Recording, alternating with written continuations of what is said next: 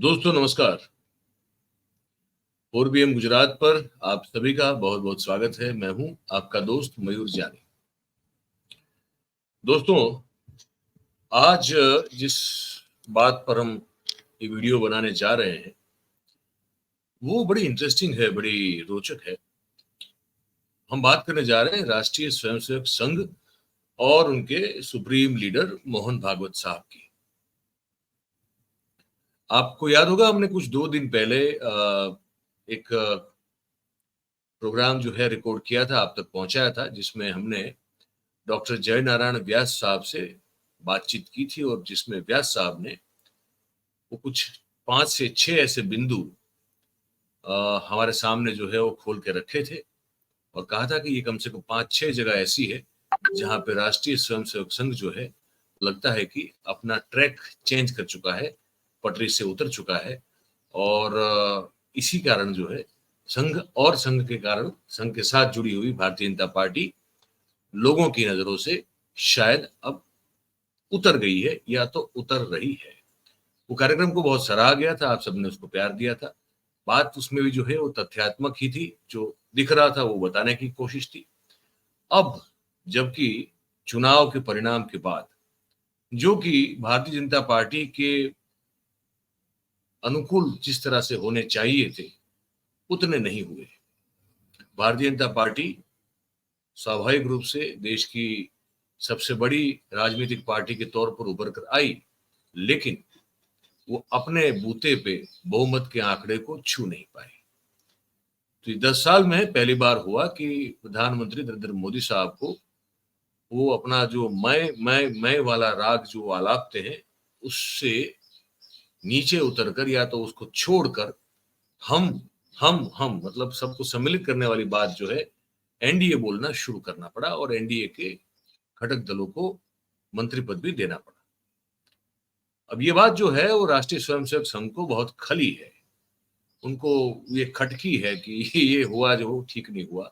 और उसके साथ साथ इस चुनाव प्रचार के दौरान जिस तरह का बर्ताव, भाषा का उपयोग विशेष रूप से प्रधानमंत्री के द्वारा किया गया है वो भी संघ को अच्छा नहीं लगा है। संघ को लगा है कि इससे संघ की भी प्रतिष्ठा जो है वो खराब हुई है, उसमें हानि पहुंची है। तो कुछ बातें जो मोहन भागवत ने की है मैं आपको बताने वाला हूं और बहुत सारी जगह पे तीखी लगने वाली टिप्पणी भी मोहन भागवत साहब ने की है अपने नागपुर में संघ के कार्यकर्ताओं को, स्वयंसेवकों को संबोधित करते हुए। बड़ी इंटरेस्टिंग बात है। पहली बात मैं आपको सुनाने जा रहा हूं वो मणिपुर को लेकर है। प्रधानमंत्री ने कुछ महीनों तक जो है मणिपुर का म तक नहीं बोला और जब बोला तो भी सिर्फ मेरे ख्याल से कुछ चंद सेकंड के लिए उसका जिक्र किया था जब संसद की बात हो। लेकिन मोहन भागवत कहते हैं कि ये बहुत बड़ी गलती है। इसका मतलब आप समझने की कोशिश कीजिएगा, इस कार्यक्रम का जो तात्पर्य है वो ये है कि संघ स्पष्ट रूप से ये खुलकर कह रहा है, शायद पहली बार इतने सालों में, कि जो कार्य शैली, जो नीति रीति, जो कार्य पद्धति मौजूदा भारतीय जनता पार्टी की सरकार की है, जो कि ऑब्वियसली नरेंद्र मोदी के नेतृत्व में चल रही है, वो ठीक नहीं है। वहां सुधार की बहुत बड़ी जरूरत है, चाहे वो राजनीतिक कार्यशैली हो या तो अपनी राजनीति के द्वारा समाज में पैदा की जा रही खाई हो, एक मतभेद हो, मनभेद हो, उन सब पर जो है मोहन भागवत बोले। मैं बारी बारी से कुछ आपको वीडियोस दिखाऊंगा। ये थोड़ा लंबा हो सकता है वीडियो, लेकिन अगर आप अंत तक बने रहेंगे तो आपको बहुत सारी कुछ जानकारी जो है वो मिल जाएगी। मणिपुर में क्या बोले ये सुनते हैं। अब 1 साल से मणिपुर शांति की राह देख रहा है, उसके पहले 10 साल शांत रहा। पुराना गन कल्चर समाप्त हो गया ऐसा लगा, और अचानक जो कलह वहां पर उपज गया या उपजाया गया, उसकी आग में अभी तक जल रहा है, त्राही त्राही कर रहा है। कौन उस पर ध्यान देगा? प्राथमिकता देके उसका विचार करना ये कर्तव्य है। बड़ी बड़ी इसलिए महत्वपूर्ण बात है ये, क्योंकि इस पर अब तक वहां से भी कोई निवेदन तो आया नहीं था। जिस तरह से केंद्र की सरकार मोदी साहब के नेतृत्व में मणिपुर के इशू देख ही रहा था, लेकिन जब चुनाव के परिणाम आ चुके हैं उसके बाद, और जहां पे भारतीय जनता पार्टी अपने बूते पे 272 का आंकड़ा तक छू नहीं पाई है, उस कारण से, और चुनाव में जिस तरह से संघ की भी किरकिरी करने की कोशिश की गई है वो भी एक कारण है। इसी के चलते ये पहली बार जो है सुनने को आ रहा है। और वो निवेदन तो आप सब उससे परिचित है ही कि जगत प्रकाश नड्डा, जेपी नड्डा साहब ने चुनाव के अंतिम दौर में जैसे कह दिया था कि हमें संघ की जरूरत नहीं है, तब जाके कुछ निवेदन मोहन भागवत के जो है इस भाषण में वो बड़े महत्वपूर्ण है। एक और बात उन्होंने कही कि आरएसएस ने ये कहा जाता है कि कुछ रोल प्ले नहीं किया इस चुनाव में, लेकिन भागवत साहब कुछ कहते हैं, सुनिए। लेकिन हम चर्विचर्वण करते रहे, इतना महत्वपूर्ण क्यों है? समाज ने अपना मत दे दिया, उसके अनुसार सब होगा। क्यों, कैसे, इसमें संघ के हम लोग नहीं पढ़ते। हम अपना कर्तव्य करते रहते, लोकमत परिष्कार का प्रतिवर्ष करते हैं, प्रति चुनाव में करते हैं, इस बार भी किया है। इस बार भी किया है, लेकिन इस पर इतनी चर्चा क्यों हो रही है? उनको वहां प्रॉब्लम है, आपत्ति है कि हम तो चर विचरण करते रहते हैं, इस बार भी किया है, पर अब इस पर इतनी सारी चर्चा क्यों है? आगे मोहन भागवत कहते हैं चुनाव कैसे लड़े जाने चाहिए और कैसे लड़ेंगे इस पर।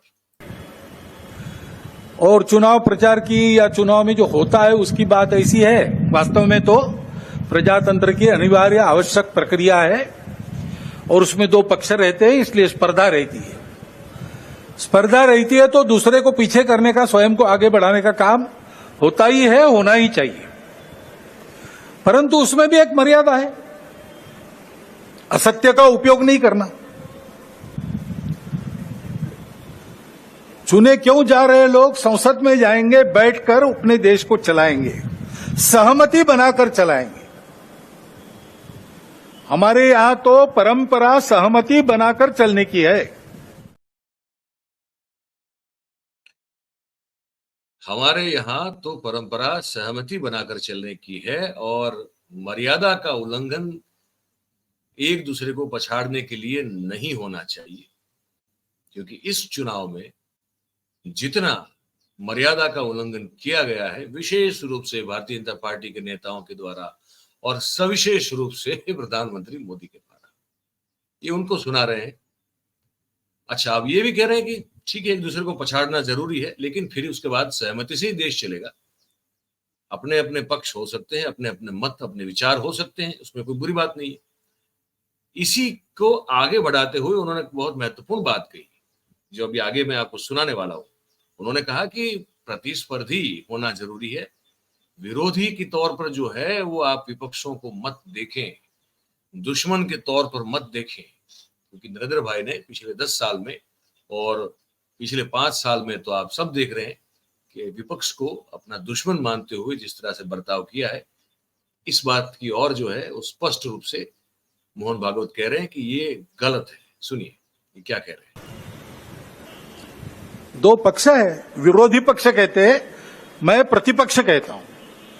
वो विरोधी नहीं है, उसको विरोधी मानना भी नहीं चाहिए, वो प्रतिपक्ष है, वो एक पहलू उजागर कर रहा है, उसका भी विचार होना चाहिए। ऐसा जब चलना है तो चुनाव लड़ने में भी एक मर्यादा होती है, उस मर्यादा का पालन नहीं हुआ, क्योंकि उसका पालन होना इसलिए आवश्यक है कि हमारे देश के सामने चुनौतियां समाप्त नहीं हुई। पालन होना अति आवश्यक है, ये कह रहे हैं, और आप सब जानते हैं, बिल्कुल सच बात है कि हर तरह की मर्यादाएं तोड़ दी गई। पावर जब होती है, ताकत जब आपके पास होती है, तो वो आपको, अंग्रेजी में कहावत है ना कि power corrupts and absolute power corrupts absolutely, तो वो है मोदी साहब के हाथ में। लेकिन उसके बारे में भी मोहन भागवत ने बड़ा सीधा और तीखा इशारा किया है मोदी साहब को, ये भी सुन लीजिए आप, ये सुनना भी बहुत जरूरी है। लेकिन शक्ति के साथ शील संपन्न बनो। शील अपने धर्म और संस्कृति से आता है, जो सत्य के बाद अहिंसा को कहता है, सबके प्रति सद्भावना को कहता है, सबके प्रति सद्भावना को लेकर पुरानी बातों को भूलकर सबको अपनाना,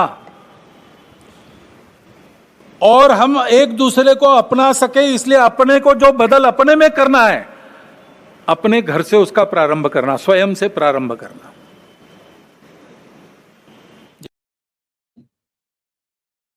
अब इससे सीधी बात तो मोहन भागवत नरेंद्र मोदी साहब का सिर्फ नाम लेना बाकी रखा है ना, कि भाई अपनाओ, पुरानी बातें अगर कुछ है तो भूल जाओ, लेकिन अपने दुश्मन नहीं है ये सब भी लोग अपने हैं।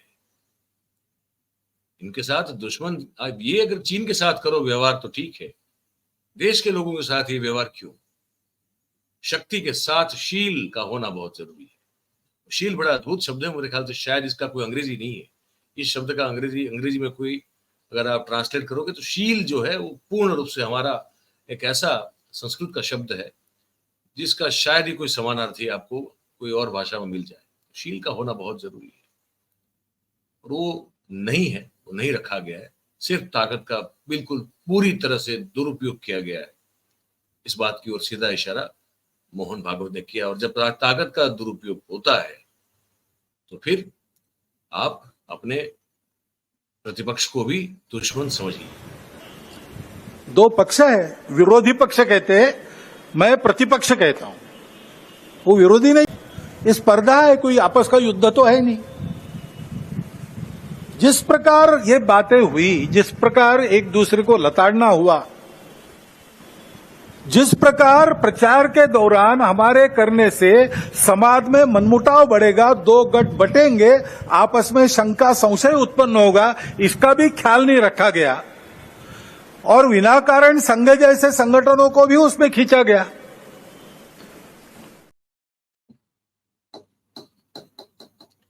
तो ये सब बातें आपको बड़ी गौर से इस वीडियो को सुनना चाहिए। ये मोहन भागवत जो बातें कर रहे हैं वो ऑब्वियसली चुनाव के बाद का उनका जो भी भाषण है कल का, उसी में है। नागपुर में जो अपने स्वयंसेवक को संबोधित किया गया, अब इसको क्या कहेंगे, इसको कैसे देखेंगे आप? ये क्या वो विजडम है, वो ज्ञान प्राप्त हुआ है जबकि चिड़िया खेत को शायद चुग गई है?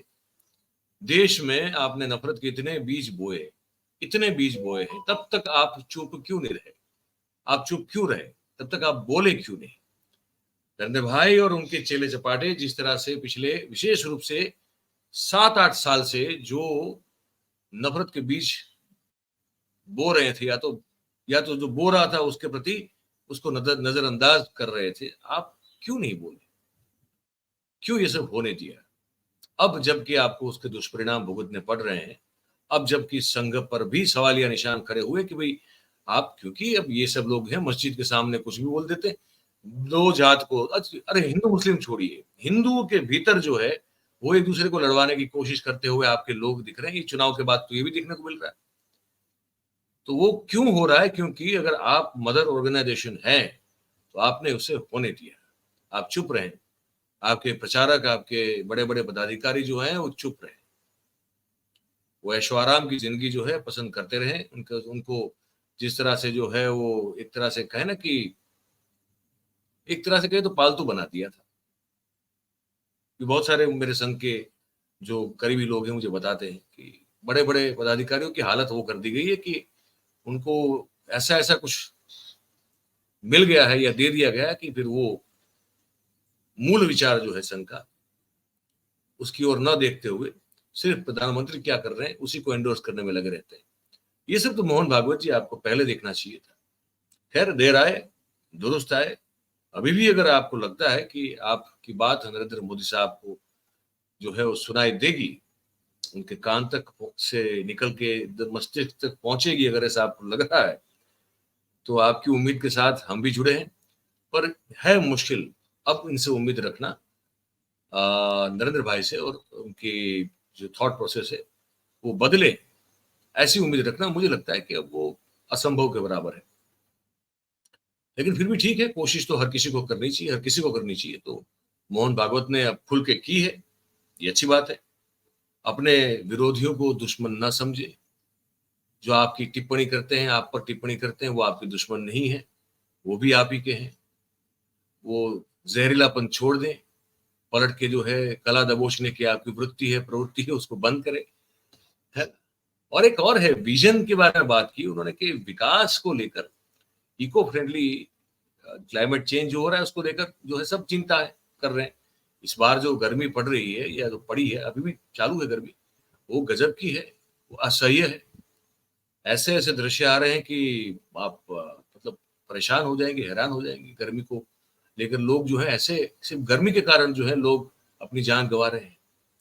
तो ये क्लाइमेट चेंज जो हो रहा है उसको लेकर भारतीय मूल जो संस्कृति के हिसाब से अगर जो एक सांस्कृतिक विचारधारा है उसमें हम कहाँ चूके हैं, उस पर भी मोहन भागवत बोले। उन्होंने कहा है कि विकास के लिए जो एक इको फ्रेंडली दिमाग में मॉडल होना चाहिए इस देश की सरकार के पास, वो नहीं है। तो वो जो सोकल विकास का मॉडल है उसकी विजन को भी जो है मोहन भागवत ने नकार दिया है। ये सब बातें इस देश में जो भी बैठेगा, अब यार नरेंद्र भाई बैठे, कल कोई और बैठ सकता है। ये प्रधानमंत्री की कुर्सी जो है कोई ऊपर से लिखवा के लेके नहीं आया है कि मैं जब तक जीऊंगा मैं ही रहूंगा, ऐसा नहीं होता है ना। तो कोई ना कोई और भी आएगा, जो भी आएगा। इस सब के लिए जो है मेरे ख्याल से ये बातें बड़ी सही है, पर बोली बहुत देर से है मोहन भागवत साहब। बस यही कहना था। आपकी क्या सोच है इस पूरे कार्यक्रम को लेकर, आप हमको लिख के जरूर से बताइएगा। और बात अगर आपको पसंद आई तो फिर इस वीडियो को लाइक करें, इसके लिंक को शेयर करें, और हमारा जो चैनल है 4PM गुजरात उसे आप सब्सक्राइब करें और अपने आसपास के लोगों से करवाएं। बहुत बहुत धन्यवाद आप सभी का इस कार्यक्रम में हमारे साथ जुड़ने के लिए। Thank you very much. नमस्कार।